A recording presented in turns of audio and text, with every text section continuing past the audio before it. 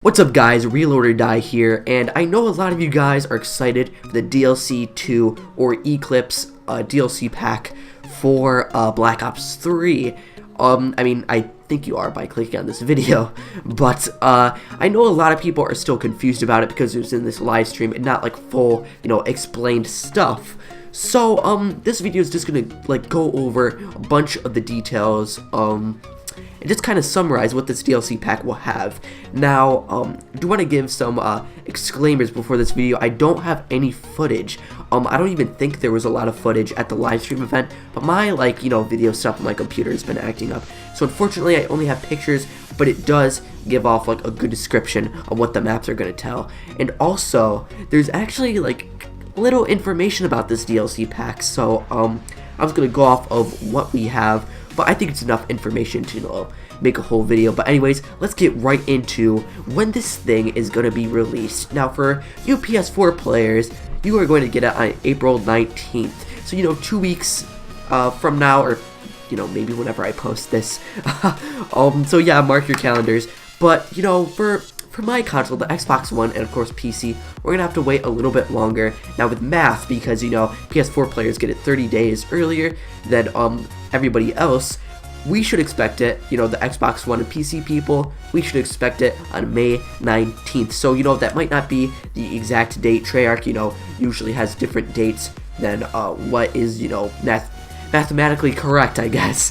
So, yeah, we're just gonna have to wait and see like we did with Awakening. Now, let's start off with the multiplayer maps, and the first one here is Spire. Now, Spire is like a futuristic airport that's actually, in the skies, which I think is a really cool, good scenery in the clouds and stuff. But, you gotta watch out because there are some spaces where you can step off and, land to your eventual doom, I guess. But, just looking at this map, it looks a lot like, Skyjacked to me. I don't know, maybe a little bit bigger. It looks more like, I don't know, I think it's a little bit, sectioned off areas, and it's just one big, middle place, I guess. You would expect, some mid-range combat, maybe some close quarters, but, in terms of, long distance, not a lot of that, but just mid-range. So, I think this is gonna be, a good, map for, free-for-all and, domination. The next map is Rift, maybe my least favorite of these maps here today. But, Rift is actually, as you can see, a pretty small map. Not a lot of stuff to it, a lot of close quarters combat, so you can die pretty easily if you don't know what you're doing. But, this is just my least favorite because it's kind of like, I don't know, that advanced warfare style, and something like this futuristic stuff that we just kept on seeing. And, I don't know, I don't really like it. It looks like a construction site, which I guess, if you kind of like that type of, map detail, good for you, but I don't know, this might be my least favorite of maps. Now we have Knockout, probably my favorite map in this map pack. Well, just by looking at it. As you can see, it takes place in this really cool temple.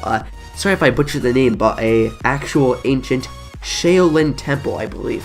And as you can see in this little screenshot, it does look small. I think it might look a little bit, or actual in-game. I think it's gonna be a little bit bigger. But as you can see, there's this big middle space, more I think melee combat's actually gonna happen a lot in there. Imagine with the Fury sword just going in there, that would actually be really cool. But the scenery is really nice. I like the trees, the mountains and stuff. It's just like how Black Ops 3 has a lot of really cool, vibrant maps, and this is just another one to add to the collection. Now we have, the biggest anticipated one.